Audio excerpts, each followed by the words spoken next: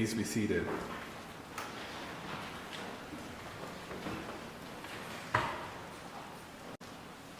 Every once in a while, I have to get in the pulpit so that I remember where it is. And the buildings and grounds people don't have to remind me that we have a pulpit. If your home is anything like mine, the last several weeks, you've been watching the Olympics. Both with our in-laws and with our daughters at home, we've been watching and enthralled by the stories of these incredible athletes, their teammates, the countries that they represent. Our daughters don't watch a ton of live television. My first clue that they were watching the Olympics was when I arrived home and I could hear Annie yelling at the girls because they had turned our living room into a gymnastics competition.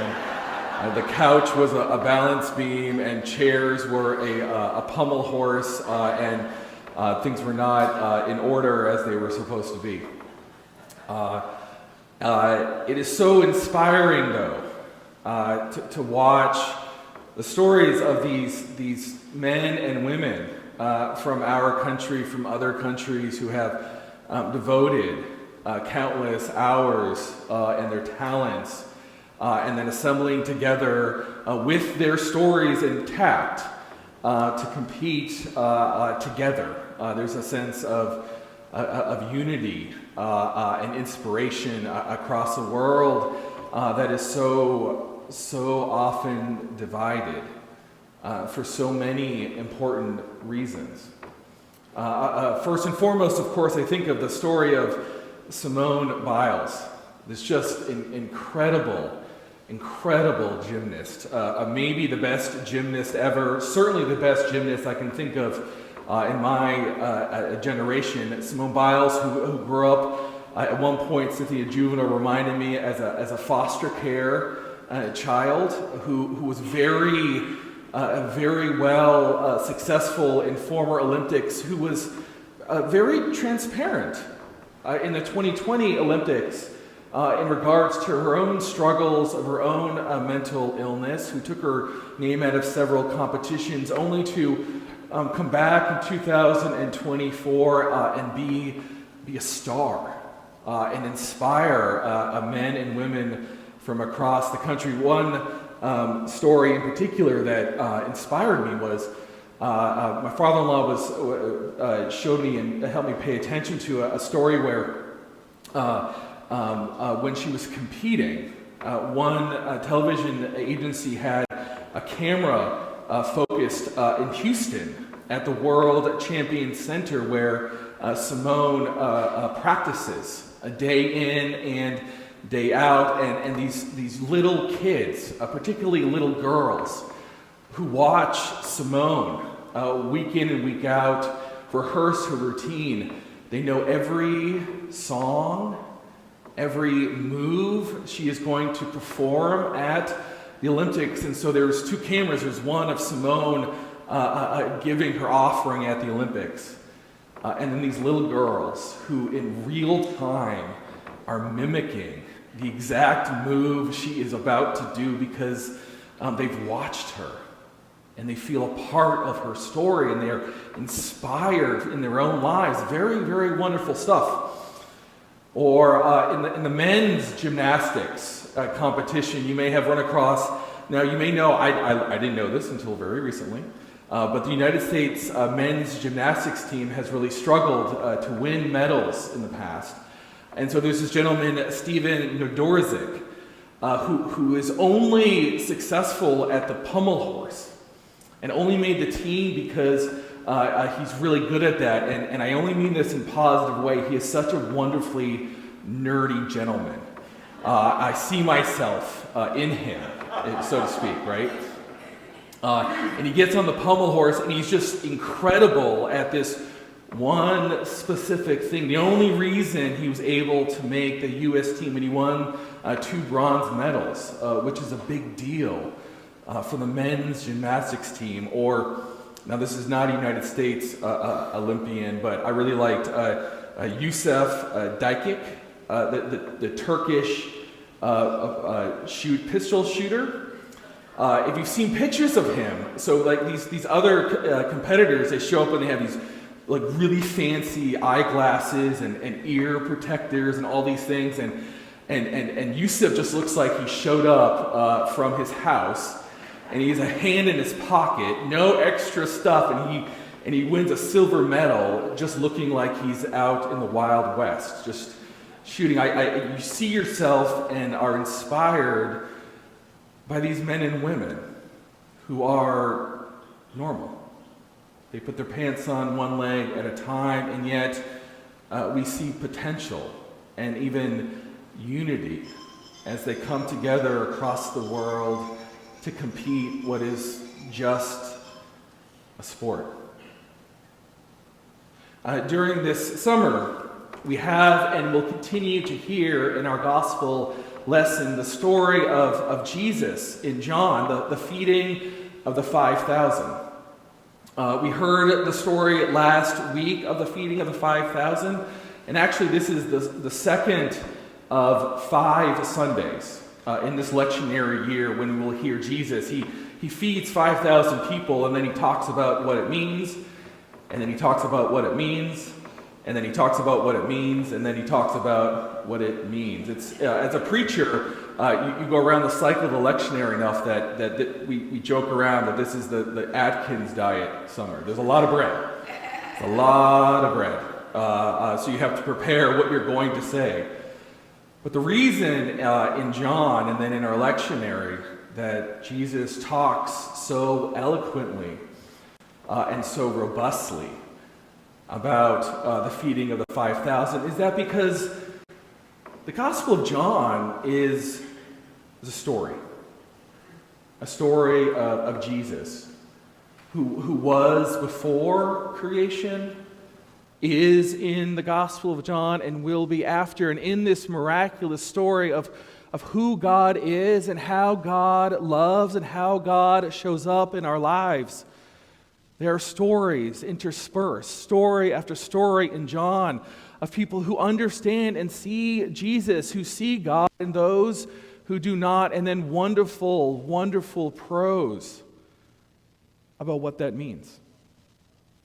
So this morning we hear a part of this story, this crowd of people who are physically hungry, are fed with bread that they need by Jesus. This incredible miracle happens, and then they want to make Jesus king, and so he goes away across the sea, and they follow him because they want more. They want more of what he offers. And Jesus this morning is like, you don't get it. You're following me because you want that physical bread. But the bread that I offer is the bread that does not go away. The bread that doesn't just physically satiate you, but lasts for eternity. And they say, "Sir, give us this bread always," which harkens back just 2 chapters in John. To John 4, Jesus encounters a woman at the well at high noon. The sun is at its apex, which in John means that the person Jesus is talking to gets it. Jesus encounters a woman, a Samaritan at the well, who he's not supposed to even talk to, and has a wonderful conversation and knows and sees her, knows that she is not supposed to talk to him, not supposed to be included in society, knows that she has been married many times, sees her and loves her, gives her water, and she says, "Sir, give me this water." And Jesus again says, "The water, the drink that I offer will not go away." It's not the physical. It's the spiritual. It's in John. In John, and the irony is, the Gospel of John is so quoted in culture as just about belief in Jesus, as like one specific sentence, like "I believe in Jesus." But in John, over and over and over and over again, Jesus shows up and offers relationship. relationship with Him who is God in John, relationship with a God who is everywhere, waiting with bated breath to offer that bread, that water that endures forever.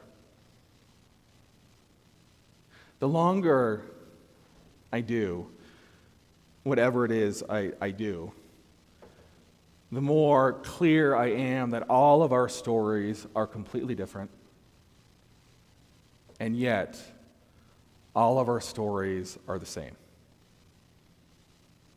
We were all searching, yearning to have or to really know we will have enough.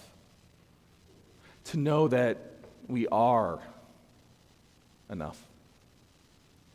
To know that we will be okay. To know that our loved ones will be okay. And all of us fall into all sorts of delightful ways in which we satiate that hunger in our life. But ultimately, at our core, we are searching for those moments, those glimmers of relationship, of love, of unity. You know, I wonder if the Olympics pull us all together because of how human these athletes are. The athletes that inspire us don't inspire us because they are superhuman. They inspire us because they are like us.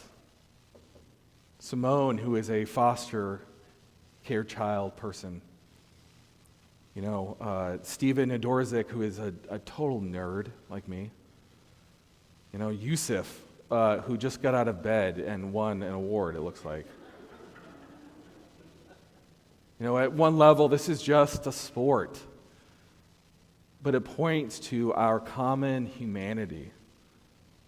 And in a world when so often we turn the TV on and we only see who we like or who we don't like, who we want to win or who we don't want to win, who is suffering, who is helping, who is not helping. For just glimmers for a summer, we see people coming together as humans and doing something greater than themselves. You know, 6 months from now, we'll forget a number of these athletes. But for a moment, for a few weeks, we are connected together. We are all searching as human beings in our lives. Jesus offers us again and again and again in John a God who is relentless in offering relationship if we are able to open our eyes and our hearts and receive that relationship. One of my favorite books is by Frederick Buechner. It's called Longing for Home. Longing for Home. And Buechner is writing at the end of his career. And he's looking backwards and he's looking forwards about the search all of us make in our lives and the moments when we are called to be more or less than human and the inspiration we find. He writes, all of our stories are stories of searching. We search for a good self to be and for good work to do. We search to become human in a world that tempts us always to be less than human or looks to us to be more. We search to love and to be loved. And in a world where it is often hard to believe in much of anything, we search to believe in something holy and beautiful and life-transcending that will give meaning and purpose to the lives we live. We search to become human in a world that tempts us always to be less than human or looks to us to be more. We search to be loved, and in a world where it is often hard to believe in much of anything, we search to believe in something holy and beautiful and life-transcending that will give meaning and purpose to the lives we live. We are people, all of us, if we're able to admit it, searching. Jesus offers us this morning a God who is waiting to give us the food that endures. However we might discover it, however we might describe it. So I ask you this morning, in your story, in your unique experience on this earth, where and how have you been fed by the living Christ, by God, by love, however you would authentically describe it? Where and how have you found those moments where you are loved, where you are found? And how might you go towards a God who knows you and loves you and is seeking to sustain you? Amen.